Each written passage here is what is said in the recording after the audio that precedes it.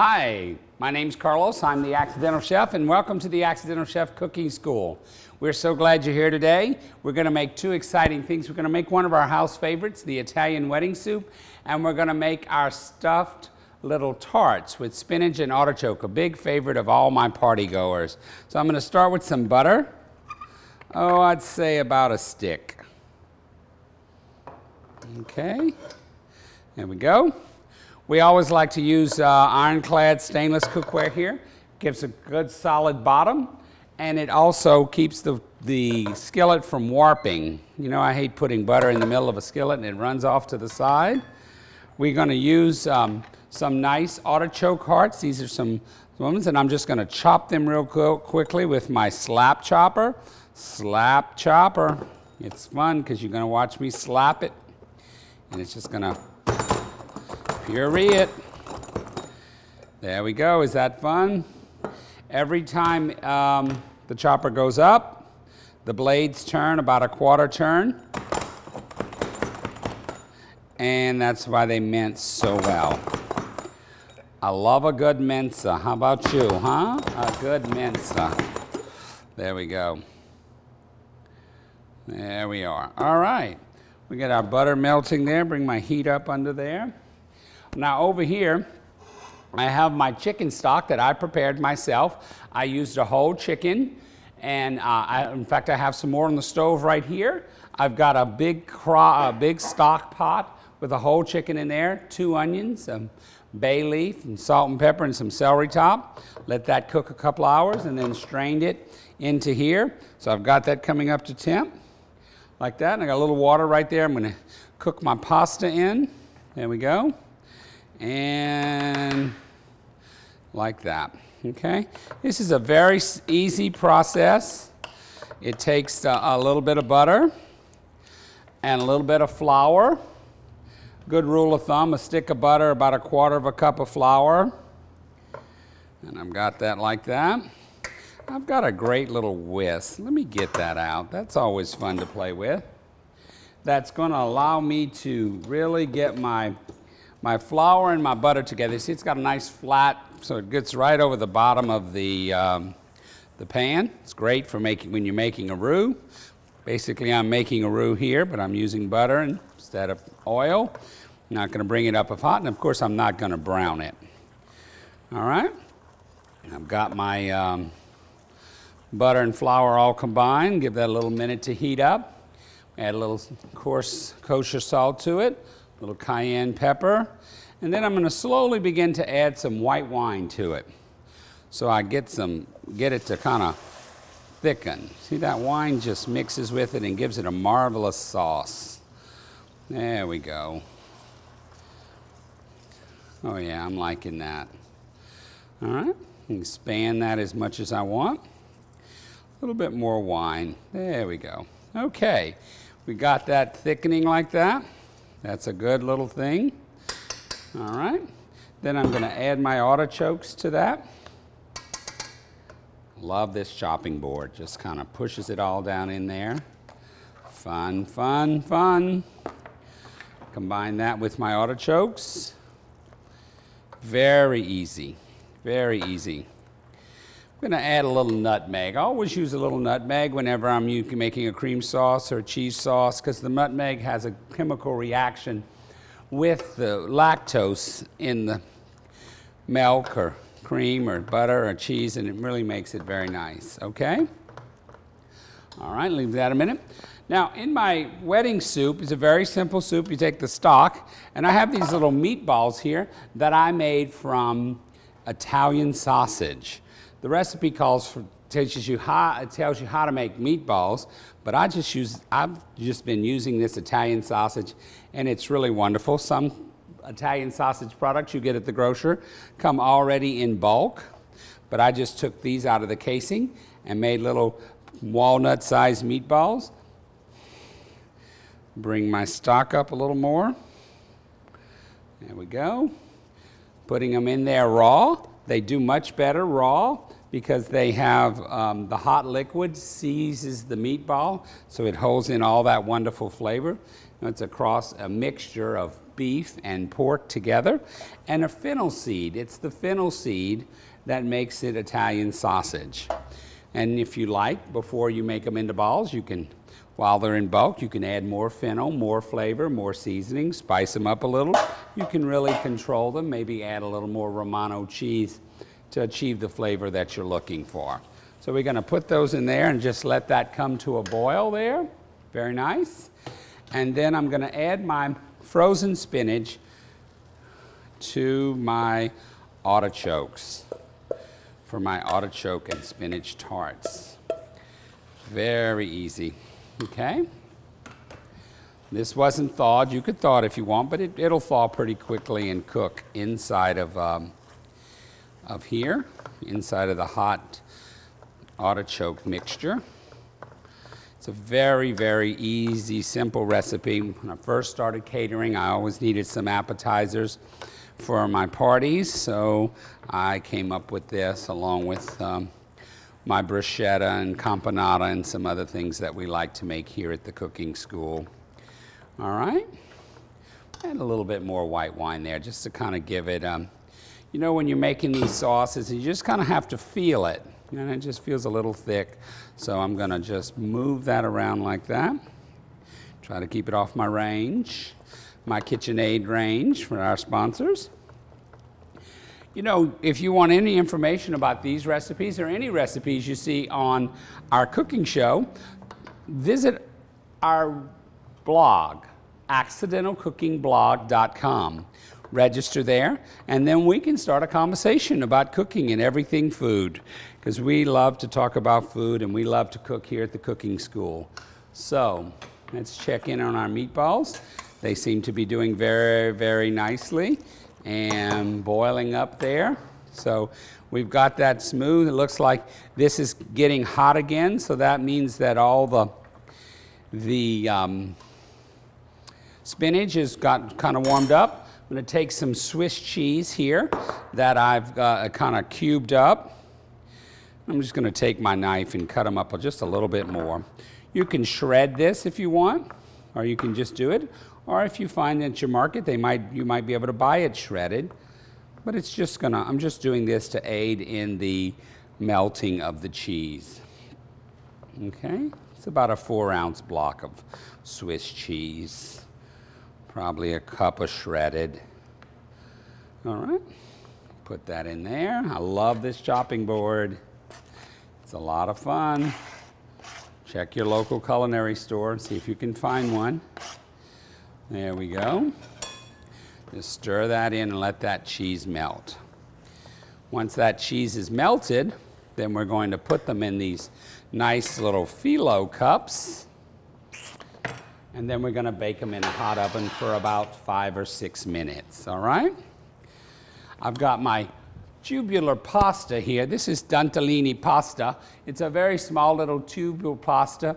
You know, there's 600 shapes of pasta, and this is a marvelous one for soup, so I've got it cooked already, so I'm just gonna immerse it in a little hot water to warm it up a little and get it ready for our soup, okay? It's not gonna take long. In fact, I'm gonna turn the heat off under the water and just let my pasta sit there again. I'm just gonna baptize it. I've got that. My meatballs are doing very nicely. See how pretty they are, and they're just about to the place where we want them. Keep stirring this to melt all that good cheese into our mixture. All right, very nice, very nice. Great flavor. Did I put some pepper? Let's put a little more, make them real zesty today. All right, go ahead and turn the heat off of that because we don't need to risk scorching it. We just got the heat to melt the cheese. Then I'll come over here and get a size appropriate scoop and put that in there like that. Okay, great. Remember, all food is delicious if it's cooked well. And good food, we say down at the cooking school, is no accident. So when you learn about flavors that go together, like spinach and Swiss cheese, what a great flavor combo. And I'm just gonna slip those boos in there. Look at that, huh? Isn't that beautiful? Just fill that little, just scoop that right in there. It's almost overflowing. It's real easy like that. There we go. Yum. Yum, yum, yum. These make great party favors. They freeze beautifully if you just want to take them at this point and freeze them. Put some wax paper over the top and some saran and off you go, and they're all ready to go. Too easy. Too easy. A little stringy cheese there. accidentalcookingblog.com. Visit us. Learn more about cooking. Learn more about all the things that foodie. Learn about conversations we're having with our food partners all over the world and get involved in that conversation. It's a wonderful thing. Oh, looks nice, looks nice. I'm going to just fill these babies up like that. Wish my sous chef was here. He could fill those babies up for me. But I'll do it. I'll be brave. This is a nice tray full, a couple of dozen in there. There we go. Had my accident for the day. I dropped my scoop in the cheese. So I've got a full cheese bath going here today. I'm loving that. Making a big gooey mess here. All right. Okay. Now, well, I'm going to take a stop for 1 second, go back to my soup, and my meatballs are ready, because I know that, because they're coming to the top. So I'm going to add fresh baby spinach to the soup. A very simple soup. I like it. Sometimes you can add other things to it if you want, like baby kale, maybe, or I bought recently a package of combined spinach and arugula. Both the arugula and the kale have a nice sharp taste, which is an added addition to the soup. We can do that. We got all our little sa-sas here. Look how cute those are, huh? Little pop in your mouth appetizers. Easy to make ahead, like I said, and freeze. They freeze and keep for quite some times. Sometimes I make them and I leave them in the box, because these little tarts come in a hard plastic frame inside of the box, so it holds them together very nicely. There we go. Boom, boom, boom. Hello. Got some cheese happening over here. It's delicious. I have to say so myself. There we go. Just about done with these. How much fun is that? There we go. You know, we love to cook at the Accidental Chef Cooking School because we get so excited when people make food and they find out how easy it is. Whole, fresh food, you know. We really get tired of the processed food that's out there. We get tired of all those things. So we're good to go here in this wonderful, great. I'm loving the cheese. I have to tell you, I'm a big fan of cheese. So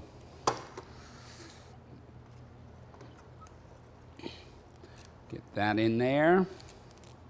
All right. That one just kind of fell over. Looks like it's mostly cheese. All right, put that in there. All right. Okie dokie. Yummy. Stick these in the oven like that. There we are. Set them for about 6 minutes, and off they go. We're baking them today on convection, which means the back of the oven has a little fan in it, and that fan blows the hot air around. Ovens work by, got a little piece of cheese in my throat. There you go. excuse me, works with convection, which blows the hot air that radiates up from the bottom of the oven. So with convection, you get a higher efficiency. It reduces your cooking time, and it makes it a much better cooking product. Okay? There's my meatballs. This is just about done. My pasta's hot, so I'm just going to transfer the pasta into the soup like that. I like to cook my pasta separate from the soup because it doesn't always have to be together. And if you're going to cook it, you don't have to keep it together. All right. The pasta will freeze fine. Thank you for that. Okay. Got a little help here, so something to drink.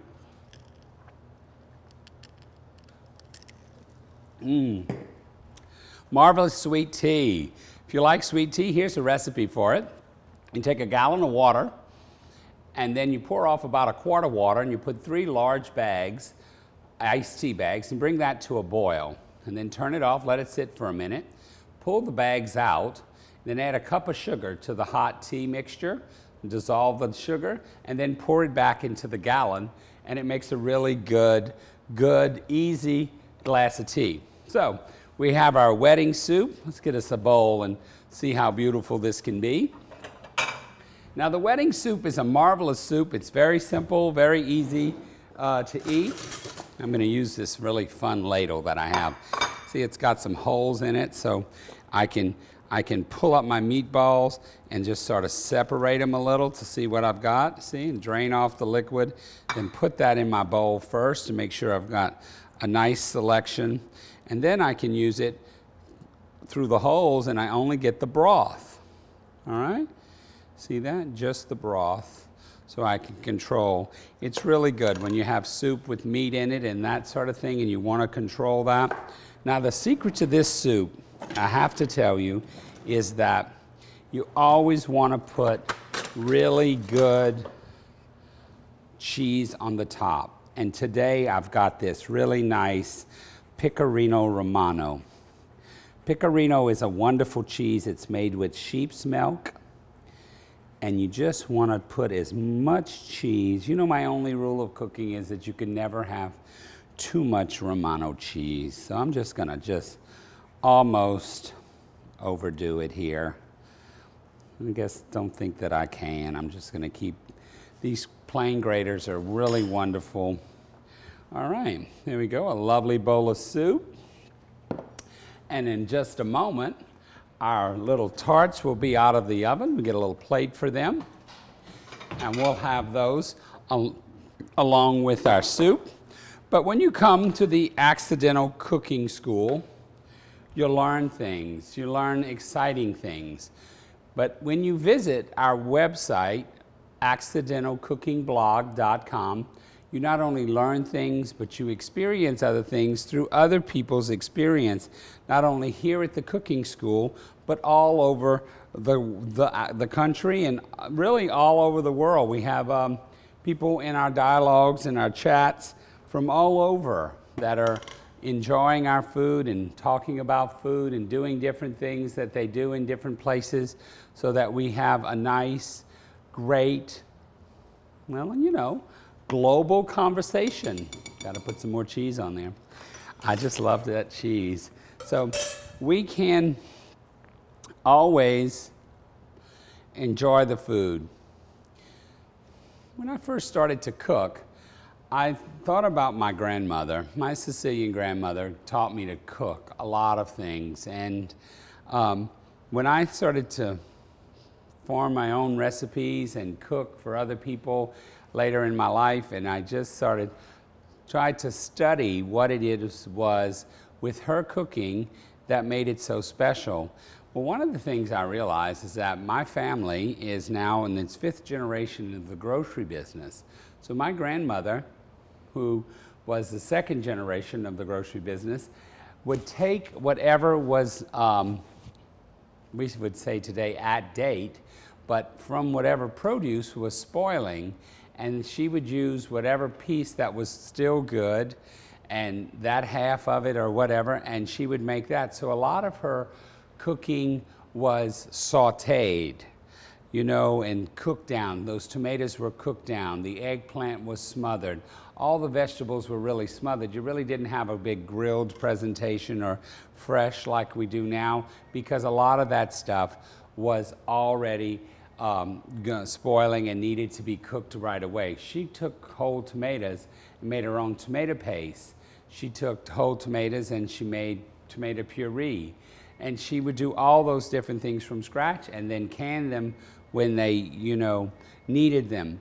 Canning's a very easy process. I used to be really frightened of it, but until when I started to do it, I realized that it's not hard at all. Let's see, the little timer says that our canapes are ready. Let's pull them out of the oven and see what they look like.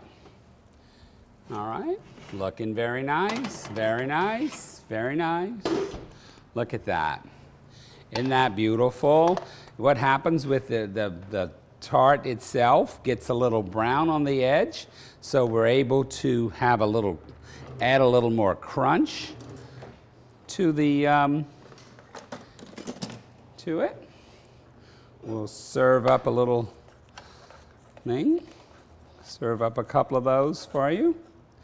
Look how nice, very nice, very nice. They just sort of pop in your mouth. Yum, yum. There you have it. Two wonderful spinach dishes. We have the spinach and artichoke tart and the leaf fresh spinach in our wedding soup.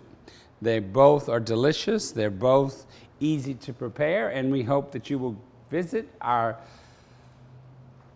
blog at accidentalcooking.com and find out how easy it is for you to make these at home, and really find out how much fun cooking can be, because you know, USA Today said that the cooking school was convivial, and people always ask me, well, what does that mean, convivial? Well, it means that we like to have fun. Cooking can be fun. Cooking should be fun. We shouldn't have to worry about anything when we're cooking, whether it's going to come out or how it's going to taste. And so just abandon all your fears about how the cooking is going to turn out. Abandon all your concerns about what it's going to taste like, and just go for it and see what you can do. These recipes I developed myself, and I made them so that I needed them for parties and stuff. And you can learn all about that process from us when you visit our accidentalcookingblog.com. And we are so excited that you are here today at the Accidental Chef Cooking School. And remember, you always want to have fun cooking. We love to cook here. We always have fun. If you've come to the cooking school, you know that it's a fun place to be and an enjoyable evening out. So anytime you want, please come to the cooking school and to visit our website. My name is Carlos. I'm the Accidental Chef, and again, thank you so much for being here, and please join us again next week at the Accidental Chef Cooking School Cooking Show.